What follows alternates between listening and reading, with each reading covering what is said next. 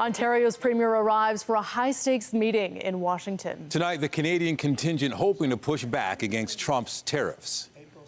Good evening. Leaders emerged from the meeting a short time ago, Premier Doug Ford among them. The goal was to ease trade tensions, but the war of words heated up even before the talks began. CTV's Queen's Park Bureau Chief Siobhan Morris joins us live with the latest on this. And Siobhan, Ford called the meeting positive and productive.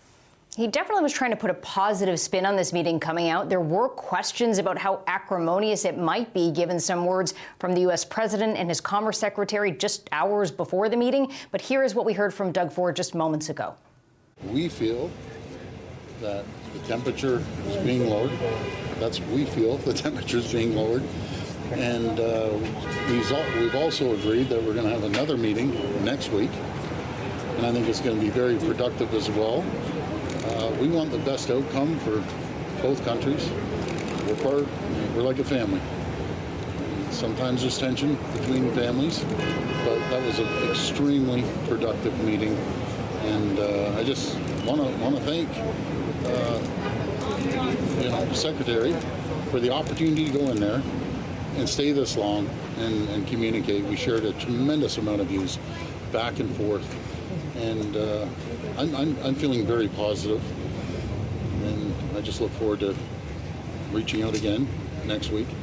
But this, I can honestly say, was the best meeting I've ever had coming down here. So you heard Doug Ford there talking about bringing down the temperature of these very tense negotiations or discussions at this point. He said it was a good exchange of ideas, and there is another meeting booked next week. We don't know exactly what that looks like, who will be at the table. You'll remember, though, that this meeting came about because of Doug Ford implementing a surcharge, a 25% surcharge on electricity going to 3 U.S. states. That caught the attention of the White House, and that's when he got a call from Howard Lutnick, the Commerce Secretary. Ford was joined in D.C. by 2 federal cabinet ministers, Canada's ambassador to the U.S. They were all at the table. We have yet to hear from them this afternoon. We did get some quite strong words out of Howard Lutnick, again, just moments before that meeting was set to begin, and from the Oval Office, questioning Canada's sovereignty and questioning our trading relationship. Why are we doing all this business in Canada if they're not respectful, if they're not thankful? We don't need their cars. We don't need their energy. We don't need their lumber. We don't need anything that they give. We do it because we want to be helpful, but it comes a point when you just can't do that. You have to run your own country. And to be honest with you, Canada only works as a state. Of course, that is something that Canadian officials have pushed back against. Critically, there's nothing out of this meeting to suggest that tariffs are coming off anytime soon. We are still expecting to hear from federal officials at some point this hour. Reporting live from Queen's Park, I'm Siobhan Morris. Natalie, back to you. Okay, thanks, Siobhan. Meanwhile, Canada's counter tariffs on nearly $30 billion in U.S. goods are now in effect. Federal ministers set the 12:01 a.m. start time for the measures in response to U.S. tariffs on steel and aluminum imports. Canada will now charge its own tariffs on products made with those metals and more than $14 billion worth of other imported U.S. goods. The list of impacted items includes everything from sports equipment to tableware to tools, computers, video game consoles, and golf clubs as the trade war escalates. Meantime, a major Canadian steel manufacturer with 3 plants in Ontario and Quebec has announced layoffs in light of U.S. tariffs on steel and aluminum. The Canada Metal Processing Group announced a workforce reduction of 140 employees across its 3 manufacturing facilities, including Iveco Rolling Mills east of Ottawa. The company also operates a plant east of Montreal and another near London. The United Steelworkers Union tells CTV News the layoffs are impacting up to 150 workers at Iveco, with 30 receiving permanent layoffs. The plant opened in the early 1970s and is the single largest employer in the area.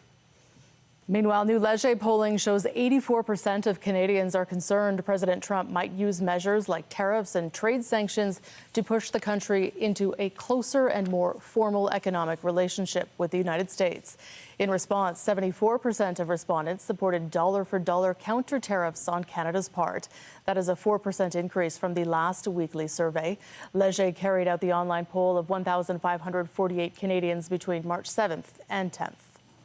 Also tonight is the buy local push, leaving strawberries on the shelves. Demand drops for some U.S. products as Canadians flex their purchasing power. That's still ahead. More news in a moment, but first a live look outside on this Thursday evening. It was another mild one out there today for the kids, and they will cap off the week off school tomorrow with more sunshine. Lindsay Morrison is here with a look at the current conditions. Lindsay. Yeah, Natalie, pretty pleasant conditions through the latter half of March break here. And I'll step aside so you can see that the current temperature in Toronto is 6 degrees. We made it to a high of 7 earlier today. Still cool in Parry Sound at 2, but 12 in Windsor. That's a little bit of a preview as to what is coming our way the next day or so here. We are tapping into southerly winds that are not overly strong, and there's a light layer of high cloud dulling the sky ever so slightly, but we did enjoy some sunshine today, and conditions still look good if you want to head out and about for an evening stroll tonight. Do want to mention, though, Environment Canada just recently issuing a special weather statement. This is ahead of the weekend, and the areas that you see here could be in for 20 to 40 millimeters of rainfall. We'll take you through the weekend forecast coming up. For now, though, Natalie, back to you. Okay, thank you, Lindsay. To Oshawa now, where a community is reeling from a house fire that claimed the lives of a mother and her daughter. As neighbors grapple with the tragedy, fire officials are now trying to understand what caused the blaze and why the family couldn't escape in time. CTV's Beth McDonnell is live at the scene tonight with the latest on the investigation. Beth. Nathan, this is a community grieving. A short time ago, a family came to lay flowers and a toy in support. Meanwhile, tonight, Durham police say the 12-year-old girl and her father who survived this fire are still in life-threatening condition. I actually saw the mother and one of the children was wheeled right by me on the gurney. For Allison Foster and others on her Oshawa street, the shock and sadness of the fire is overwhelming. I can relate. I have a 9-year-old and a 13-year-old boy. I put myself in the family's shoes, and it's devastating. I was bawling my eyes out last night. It's a tragedy which has torn a family of 4 apart. The 46-year-old mother and her 9-year-old daughter were pulled from the flames and smoke by firefighters but didn't survive. Another daughter, 12 years old, was also rescued. She was rushed to SickKids. The girl's father managed to get out on his own, but was also hospitalized. Often in their backyard, swimming in their pool.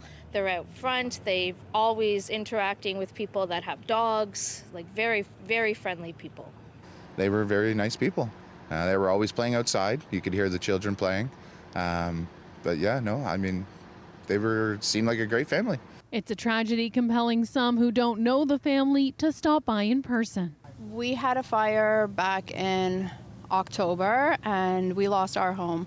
So I just wanted to come and show our support and that we stand with them. The Ontario Fire Marshal is leading the investigation into how the fire began. It broke out Wednesday morning around 8 on McGregor Street near Centre Street South. Firefighters say the structure of the home is unsafe and needs to be dismantled to get answers. They will pick it apart piece by piece, and when they feel it is safe, so they'll remove probably the top floor first, and if it's safe for them to go in at that point, then they'll go in and investigate, or they may remove it down to the main floor. Also for safety, fire crews are going door to door in the area making sure homes have working smoke alarms. If the alarms went off is a key part of the investigation. It was basically standing right here. Foster believes the timing of the fire couldn't have been worse and says if it wasn't for March break, the girls likely would have been up or at school. Well, I'm hoping the 12-year-old survives, that's for sure, and the father, so at least they can have some sort of a foundation left of their family. Firefighters say this kind of tragedy is rare. They're stressing the importance of families going over their fire escape plan and test fire alarms. It's not known yet if the smoke alarms were working. Firefighters say it's the homeowner's responsibility to make sure those alarms are working, and if they do, it will save lives. The demolition of the home is expected to start tomorrow. Reporting live, I'm Beth McDonnell. Nathan, back to you. Thank you, Beth. Toronto police are tight-lipped about 2 arrests in connection with a murder plot in Pickering. The charges were laid Sunday, and some details have been disclosed in the court documents. 2 men are facing charges of conspiring to commit first-degree murder. 24-year-old Brandon Balasegar of North York, on the left, And 24-year-old Gokilan Balamurali of Markham on the right made a brief court appearance via video Wednesday. The court documents don't specify the target for the plot in Pickering, and Toronto police have not issued a news release about the arrests or said why Toronto police are investigating a plot in Pickering. The court documents indicate the plot was in the works between March 7th and March 8th, and the charges were laid on Sunday. Police have released dramatic video of a high-risk takedown connected to a robbery investigation. This footage was taken yesterday near Bathurst and Wilson after police located a stolen vehicle they say was used in a string of robberies. Between March 1st and yesterday, officers responded to 3 separate incidents, one in North York, one in Scarborough, and one in Etobicoke. Police say in each case, a group entered a store wearing masks and wielded a hammer or large pipe wrench, demanding electronics. They then took off in a stolen car. During yesterday's arrest, police recovered a hammer and a loaded handgun with an extended magazine. A 30-year-old man from Toronto and 3 Brampton teenagers aged 15 and 16 are facing a combined 69 charges, including robbery with a weapon, disguise with intent, and numerous firearms charges. Halton police say it has dismantled a group responsible for dozens of car thefts since September. Now, 8 arrests have been made as a result of Project Mulligan. The investigation began in the fall following an increase in high-end car thefts from hotel parking lots in Oakville and Burlington. Police say at least 75 vehicles were stolen and 18 had been recovered, including 2 that were found in shipping containers in the port of Montreal. At least 12 more people have filed lawsuits against Delta Airlines in connection with the plane crash at Pearson Airport last month. The lawyer representing the passengers says all 12 are choosing to make their own claims against Delta and not pursue a class action lawsuit. He says there are also American passengers making their own claims, but they have been directed to hire representation in the United States. Delta Airlines Flight 4819 crash-landed at Pearson Airport on February 17th with 80 people on board. 21 were hurt, but miraculously no one was killed. A healthcare advocacy group is vowing to continue its fight against the Ford government despite 2 recent legal losses. At issue, the care of Ontario's seniors while in hospital and the potential expansion of a long-term care home that has faced public scrutiny. CTV's Scott Lightfoot explains. We're shocked and we're dismayed. Obviously, we did not expect this result. It was not the result the Ontario Health Coalition was hoping for. The group recently suffered 2 legal setbacks in their fight against healthcare decisions made by the Ford government. The first involved a charter challenge against the More Beds, Better Care Act that requires hospitals to charge patients who are classified as alternate level of care a fee of $400 a day if they refuse transfer to a long-term care home that is selected for them. The coalition argued such a move violates patients' rights. But Justice Robert Senta dismissed the challenge, writing, "I have found that Bill 7 advances an important objective to reduce the number of ALC patients in hospital who are eligible for admission to a long-term care home in order to maximize hospital resources for patients who need hospital-level care." It impacts really, literally more than 100,000 people now, and in coming years, untold hundreds of thousands of Ontarians. The other challenge involved the government's granting of an 88-bed expansion and 30-year license to the owners of Orchard Villa, the long-term care home that gained international attention during the pandemic after the military was called in to help deal with a COVID outbreak. The coalition wanted a judicial review of that decision, but that request was dismissed, with the presiding justice saying the minister had taken into account all submissions, even if the applicants didn't get the decision they wanted.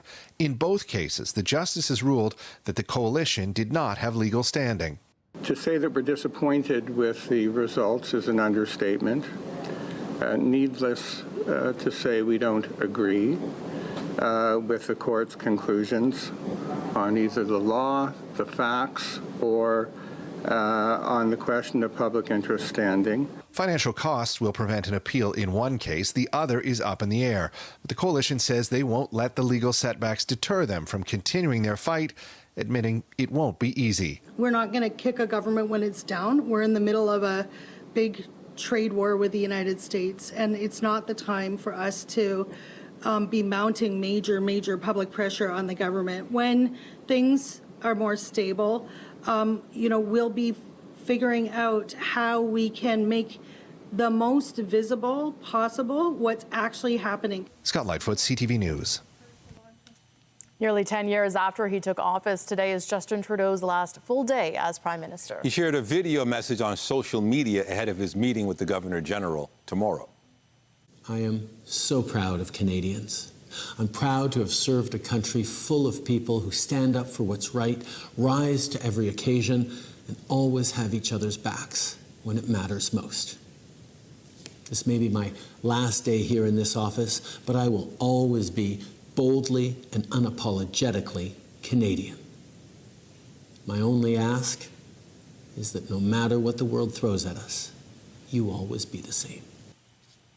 Trudeau's departure as Prime Minister comes in the wake of Mark Carney's victory in the Liberal leadership race last weekend.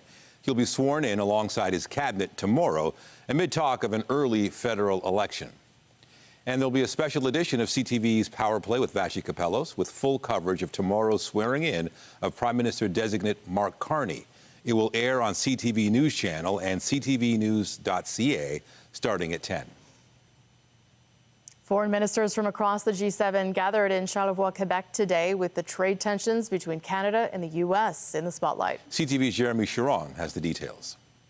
Certainly, tariff talk and the trade war has been front and center here at this G7 foreign ministers meeting in Charlevoix, Quebec. Of course, there is a public and a planned agenda here where talks are expected on various different topics. But certainly, we have seen much of the focus here on tariffs and the ongoing trade war between Canada and the U.S. Secretary of State Marco Rubio and Foreign Affairs Minister Mélanie Joly had a bilateral meeting this morning where I'm told the focus was Canada-U.S. relations and tariffs. Marco Rubio, of course, made comments yesterday coming into this G7 meeting that it would not be about taking over Canada. He was not coming here to talk about Canada becoming the 51st state. He has been hard-pressed to avoid questions about it, certainly from the Canadian contingent of reporters that have been trying to get questions to the Secretary of State about repeated threats from President Donald Trump, about annexing Canada. We have not received answers to any of those questions yet. We expect to be able to question Mr. Rubio tomorrow. Perhaps the first opportunity we'll get to actually get an answer to some of those questions, but he made it clear coming in that would not be the focus of his discussions. The focus here, in terms of the agenda at the G7, is on safety and security in regions around the world. Foreign Affairs Minister Mélanie Joly, in her opening remarks today, talked a little more about what they're focusing on here. I look forward to discussing how we can continue to support Ukraine in the face of Russia's illegal aggression, and we will want to see just and lasting peace in Ukraine. Of course, we want to foster long-term stability as well in the Middle East in the interest of all the people in the region. Now, again, while that is the public agenda, that is what is happening at times behind closed doors, we have seen a lot of talk about tariffs, about the ongoing trade war, and not only from Canada and from the U.S. We've seen other countries show support in ways for Canada and what is going on. The foreign minister from Germany, along with the European Union's vice president, who's in charge of Foreign Affairs, today wore white and red, posted a social media post supporting Mélanie Joly, offering their support for Canada, saying that they stand with Canada. And so a clear show of support there from some of the G7 allies when it comes to Canada and the ongoing tension between our country and the United States. Italy's foreign minister was asked as well today about repeated comments by U.S. President Donald Trump about annexing Canada. His comment was that Canada will be Canada even in the future. So certainly, even among leaders from other countries, there is a lot of talk here about threats that have been repeated by the U.S. administration towards our country and the ongoing trade war and the tension. And Jeremy Chiron, CTV News, Charlevoix, Quebec. The man said to become America's top diplomat in Ottawa faced a confirmation hearing today and was asked about the U.S. president's taunts of making Canada the 51st state. Would you agree that Canada is a sovereign state and should not be even jokingly referred to as the 51st state? Thank you. Canada is a sovereign state, yes. How the president and the relationship between the former prime minister in Canada, the characteristics and nature of that relationship, I don't know. Pete Hoekstra previously served as a congressman and U.S. ambassador to the Netherlands and chair of the Michigan Republican Party. He also pointed out a special tie his family has to Canada, noting it was Canadian troops who liberated the area where his family lived in the Netherlands during the Second World War. The U.S. envoy was in Moscow today for talks with Kremlin officials about a potential 30-day ceasefire with Ukraine. Russian President Vladimir Putin was non-committal.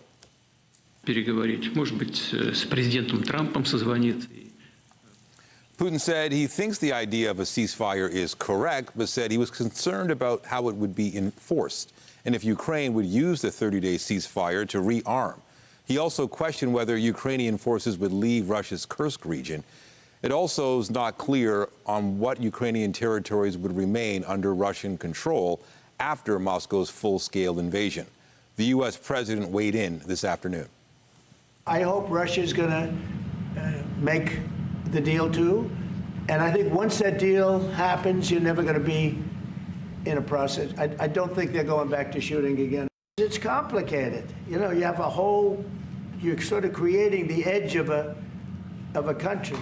The sad part is that country, if this didn't happen, and it wouldn't have happened, I don't know if they would have to give anything back. For its part, Ukraine agreed to the ceasefire proposal after peace talks with the U.S. and Saudi Arabia. And today in Syria, the country's interim president signed a temporary constitution for the country in the wake of the fall of the Assad regime last year.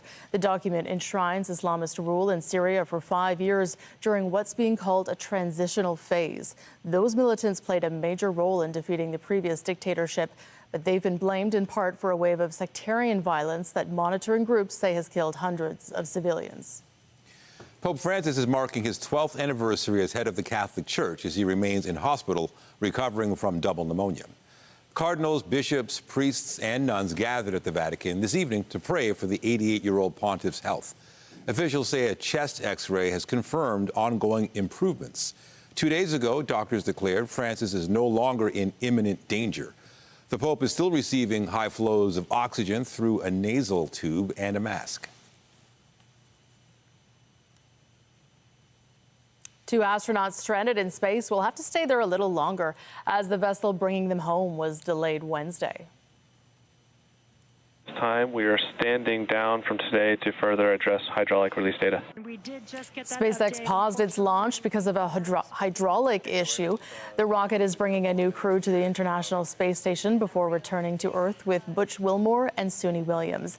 They have been stuck aboard the ISS for 9 months thanks to issues with the Boeing Starliner they arrived on. SpaceX is now aiming to launch Friday night, which would push Wilmore and Williams' return to next Wednesday. And if you get up really early tomorrow or stay up late, you're in for a rare sight in the skies. This is what the moon looked like early this morning over the Toronto skyline. It's a preview of the blood moon. That will be visible starting at about 2:26 a.m. Peak viewing time is close to 3 a.m. A blood moon is caused by a total lunar eclipse when the sun, earth, and moon line up and the moon is left in the Earth's shadow. A new initiative is hoping to help combat food insecurity in the GTA during Ramadan with the help of mosques and other organizations. One of the partners is North York Harvest. CTV's Jessica Smith has more on the charitable endeavor. Lending a helping hand and supporting your community. That's the idea behind a new initiative. A more reliance on food banks. We know that is growing, and we just said, well, look, let's do something. The Fast Feed campaign is taking place during the holy month of Ramadan. The Canadian imams launched the initiative to help combat hunger and food insecurity impacting people here at home and across the country, asking Canadian Muslims and community members of all backgrounds to give what they can. Hunger has no borders.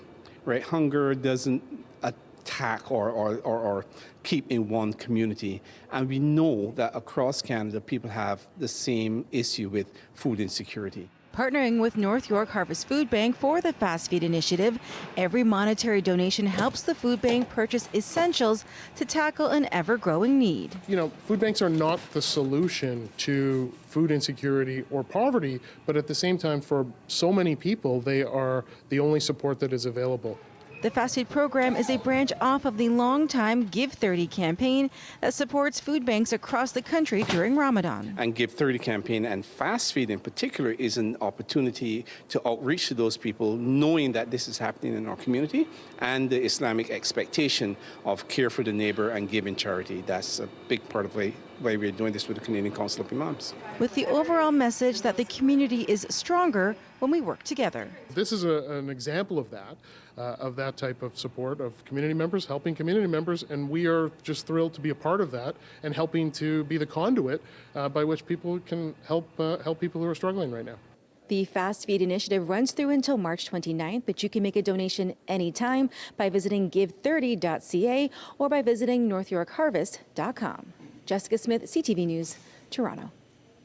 Still ahead on CTV News, mounting concerns about measles on the heels of another exposure on board a Toronto-bound flight. What do passengers and the public need to know? Our Pauline Chan updates the case count in the GTA.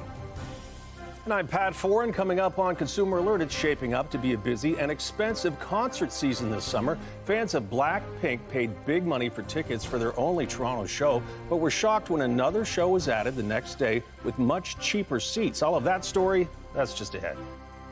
We are still about an hour away from tonight's sunset, and overnight tonight, as mentioned, you can check out the total lunar eclipse. Totality time is between about 2:30 and 3 a.m., and if you're planning to be up, the weather is on your side. We're looking at clear skies around the Golden Horseshoe, sunshine tomorrow, but unsettled this weekend. We'll take you through the forecast coming up, and stay with us. We've got another full night of great shows for you right here on CTV.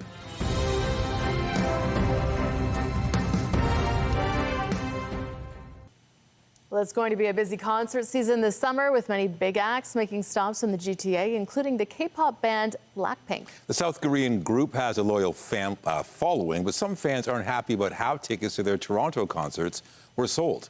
Here's Pat Foran and Consumer Alert. Pat. Thanks, Nathan and Natalie. The band announced one stop in Toronto for this July, and many fans scrambled to buy tickets, paying $1,000 for a single seat. Then promoters announced there would be a second show added the next day, and tickets got much cheaper. Blackpink has been called one of the biggest girl bands in the world. The four members are all talented in their own way and have all had successful solo careers. But they've come together for a tour, something many fans have been waiting for. This is the first time they gather again, so I was very excited to be able to watch all four of them. Yihan Lua of Toronto wanted to see the group with her friend, and since there was only one Toronto show, July 22nd, she paid $1,000 each for 2 tickets, and she and her friend would be seated in different sections. But hours after she bought tickets, the band announced they were adding a second show for the next day. It meant Luau could have sat with her friend, and the tickets would have been much cheaper. Right now, I think there's a lot of empty seats for the second show. We just don't want to go anymore. Chris Young of Markham and his wife both have birthdays in July and plan to take their children to see Blackpink. He paid almost $4,000 for 4 tickets, also in 2 different sections. When the second show was added, he and his family could have sat together at a much lower price. I feel very upset and I feel very bad for my kids as well because we aren't able to sit together. Both fans wanted refunds but couldn't get them. According to Ticketmaster's website, the artist sets their ticket prices and the artist plans their tour with their manager, agent, and promoter. Together, this group decides which venues to play and when to put tickets on sale. I think for decades, artists were seriously undervaluing what the price of a concert was.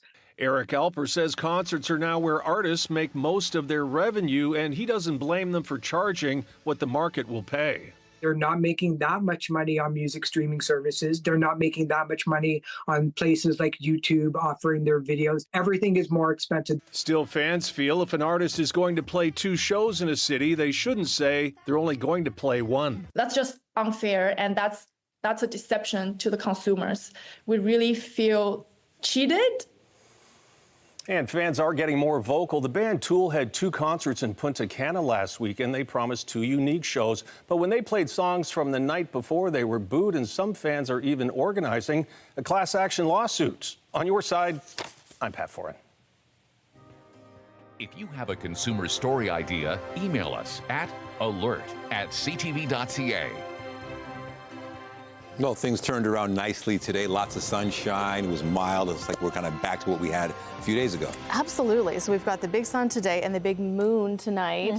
3 a.m. peak viewing time for the lunar eclipse. So I guess the question is, do you stay up until 3 a.m. to see it, or do you get up at 3 a.m. to see it? Well, I will say conditions weather-wise are looking really good for viewing this, and you don't need the special glasses this time like you did for the solar eclipse. So yeah, if you want to wake up around 3 a.m., you might suggest that you look up and enjoy the moon, because it's going to be quite a show.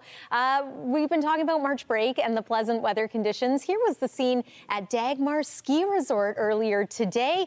I'm so happy to see people out and about enjoying the spring ski season, because we had a winter here in southern Ontario, and now we're reaping the benefits of that with lots of snow still on the slopes and some very comfortable conditions out there this week. And if you plan to ski or snowboard, maybe you will get out before the weekend, because we've got some wet weather on the way. Environment Canada issuing this special weather statement. It does not include the City of Toronto or much of the GTA right now, but areas to our west and to our north in for a pretty decent amount of rain. That low pressure system is just starting to develop. I do want to mention that for Friday and Saturday, potential for a severe weather outbreak stateside, so maybe some tornadoes across the Mississippi Valley and then the deep south. For us, we could get an embedded thunderstorm, but we're also looking at mainly just significant rain as a result of that low.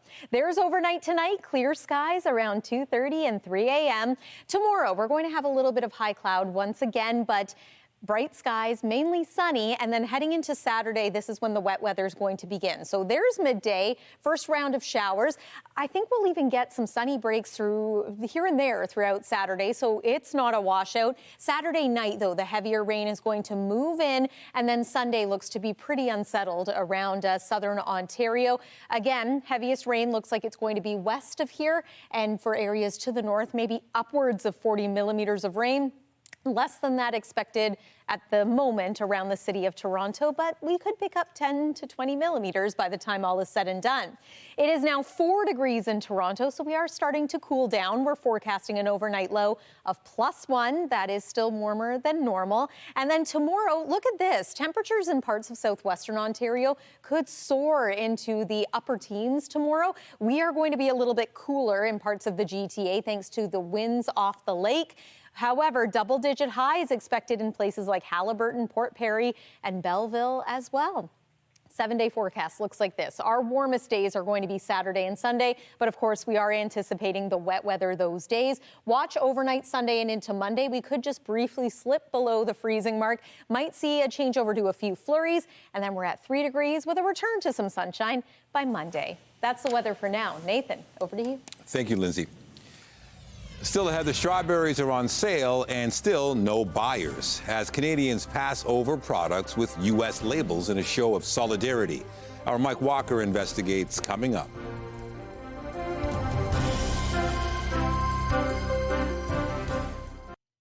Public Health Ontario says the number of cases of measles in the province has more than doubled in the past 2 weeks. Here in Toronto, there have been 2 confirmed cases. CTV's health reporter Pauline Chan has the expert advice on what you need to know if you may have been exposed. Toronto Public Health is currently warning the public about potential exposure to measles after a flight arrived on March 2nd from Tokyo, Japan. Anyone on Air Canada Flight 002, a direct flight from Tokyo to Toronto, or who was at Pearson International, Terminal 1, from 4:50 p.m. to 7:40 p.m. on March 2nd may be affected. Sounds like a super big window, but that's because measles is so infectious. It can float around in the air and still infect you 2 hours after the person with measles has left the room. Dr. Elizabeth Ray says the first thing is to check your vaccination records to confirm you've received the required 2 doses of vaccine. For the City of Toronto, this is only the 2nd person diagnosed with measles so far this year. But many other communities have seen cases as well, such as Windsor, which recently sent out a public health notice about possible exposures at 3 locations on March 7th to 8th. There are measles outbreaks declared in Southwest Ontario, in Northwest Ontario now. Through the GTA, there are individual people with measles. So that more than 140 so far this year is way more than the entire decade, 2013 to 2023. Dr. Alan Grill, Chief of Family Medicine at Markham Stouffville Hospital, says measles was declared eradicated in Canada in 1998. Now, we're starting to look out for any patient that comes to our office with the classic signs of measles. You know, they call it the 3 C's. There's cough, there's something called coryza, which is where you get this sort of runny nose, and conjunctivitis, sort of like, you know, red, watery eyes. Canadian children are typically vaccinated against measles at 1 year of age, and they get a booster around 4 to 6 years of age. That's the key. Ensure that the vaccine rates are high, 95+%, so we don't see community transmission when we get these inevitable imported cases. And for the rare few who have no way to track down their vaccine records, experts say a third dose, just to be sure, won't hurt you. Pauline Chan, CTV News. Ottawa is offering a path to citizenship for so-called lost Canadians after missing a court-mandated deadline to address their situations. Back in 2009, the Conservative government changed the law so Canadians born abroad as citizens couldn't pass those rights down to future generations. Then in 2023, the Ontario Superior Court of Justice found the law was unconstitutional. Immigration Minister Mark Miller says Ottawa is asking for a 12-month extension to get a related law passed, with the court's deadline to do so coming next week. But those affected by the change in rules can now apply for citizenship on a discretionary basis. Canadian music icon Anne Murray is set to receive a major honor at this year's Juno Awards. Spread your tiny wings and fly away. The Canadian Academy of Recording Arts and Sciences announced Murray will receive the Lifetime Achievement Award, presented by the National Arts Centre. Organizers say Murray is the first artist to receive the award, which has not been given out since Pierre Junot received it back in 1989. This year's Juno Awards will be handed out on Sunday, March 30th. Still ahead, a sure sign of spring. Toronto FC returns to the pitch here at home. A look ahead to the home opener with a new coach after the break.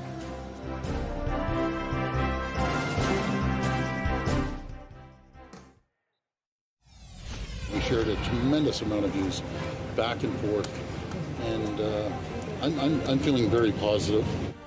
Updating our top stories, that was the sentiment from Premier Doug Ford after meeting with U.S. Commerce Secretary Howard Lutnick. Ford is part of a Canadian delegation in Washington after a standoff over electricity surcharges and U.S. tariffs. Earlier, President Trump reiterated he feels the U.S. doesn't need anything provided by Canada. They were very nice people. They were always playing outside. You could hear the children playing. The search for answers continues in an Oshawa neighborhood after a deadly house fire yesterday morning. The flames broke out at a home on McGregor Street. A 46-year-old mother and her 9-year-old daughter did not survive, while a 12-year-old daughter and her father are both in hospital. The Ontario Fire Marshal's office is investigating the cause. This may be my last day here in this office, but I will always be boldly and unapologetically Canadian. And Prime Minister Justin Trudeau shares a farewell message as he prepares to resign tomorrow morning. Prime Minister-designate Mark Carney will be sworn in along with his cabinet after he won the federal Liberal leadership last weekend. CTV will have live coverage on CTV News Channel and ctvnews.ca. Remember to keep up to date day and night at ctvnewstoronto.ca and by downloading the CTV News app. On the markets, the Canadian dollar ended the day down, dropping to 69.29. Oil is up more than $1.40 to 56.31. And the TSX lost all the ground it gained yesterday, dropping 220 points. The Business Report is brought to you by Canadian Western Bank, the bank built for business. Canada's industry minister says tariffs on China will remain in place despite concerns expressed by some provinces. Back in October, Ottawa joined Washington in imposing a 100% import tax on Chinese EVs, citing unfairly low export prices. It also imposed a 25% tariff on Chinese steel and aluminum. On Monday, BC Premier David Eby suggested the tariffs on China were only imposed to curry favor with the U.S. and should now be re-examined. Saskatchewan's Premier wants Ottawa to engage with Beijing to avoid threatened canola tariffs. We would ask Minister Champagne and the entirety of the Liberal government to represent canola industry workers in Saskatchewan and across Canada. We would ask Minister Champagne and the Liberal government to represent Saskatchewan communities where the canola industry is paramount in how we create wealth in our families, and represent the canola industry more broadly by engaging with China immediately. China has set a March 20th start date for a 100% tariff on canola products and other imports. An economy by working together. All right, we want to head back to Washington, where Canadian leaders are speaking following a meeting over tariffs. Let's listen in live. Frankly, should be dealt with by economic partners working together, not in a context of applying tariffs to one another. So we agreed to maintain the dialogue. I speak to Secretary Lutnick in many cases a number of times a week. We exchange text messages. He seems to be working late at night and early in the morning. And we agreed to continue those conversations. Alors, juste pour répéter, on s'est engagé à la fin de continuer la conversation. Moi, je parle au secrétaire Lutnick plusieurs fois par semaine. On échange de messages textos, souvent tard la nuit ou tôt le matin. C'est un dialogue qui est constructif, qui est cordial, mais évidemment, on va continuer jusqu'à ce que les tarifs douaniers soient bien enlevés. Mon collègue François-Philippe veut peut-être ajouter quelque chose. All right, we're listening. D'abord, merci d'être là. Je pense que le ministre Leblanc a bien. All right, listening to Ministers Dominic LeBlanc and François-Philippe Champagne speaking now in Washington, commenting after meeting with U.S. officials about the trade war. They did agree to maintain dialogue, but as for now, the tariffs have not been lifted. Of course, we're going to continue to follow what happens, reaction coming out of Washington. Then as the trade war with the U.S. wages on, there is a battle being fought in supermarket aisles. Consumers looking to support Canada, but as CTV's Mike Walker reports, it can come at a cost.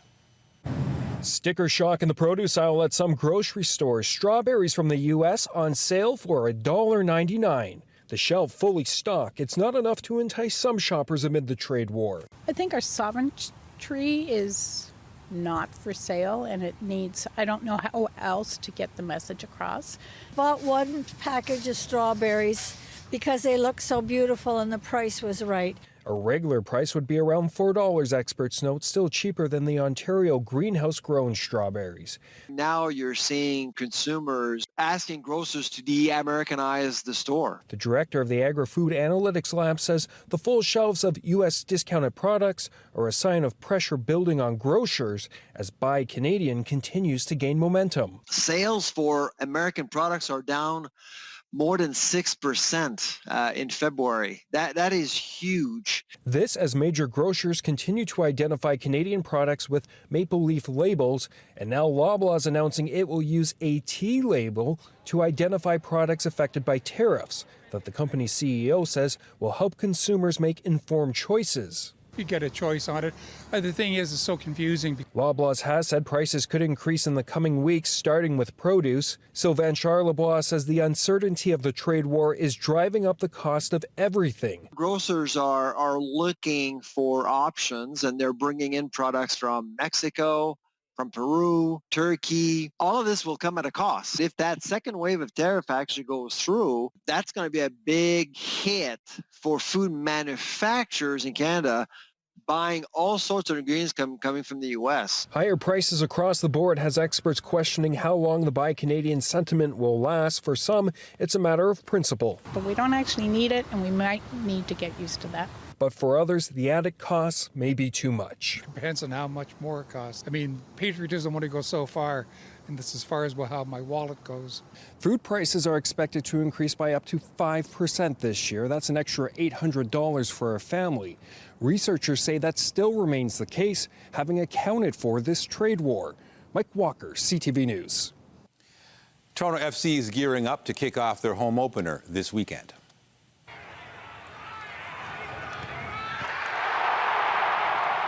It's their first year under new head coach Robin Fraser.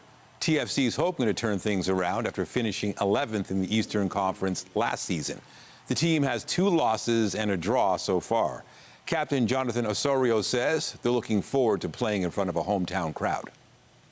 For all the hard work that we do in our off seasons and pre-seasons, and every year I think the players get excited to put in the work now into the season, and at the end of the day, that's what we play for, is to play competitive games. And yeah, it's been not the start that we've wanted, but we're really excited to get back home.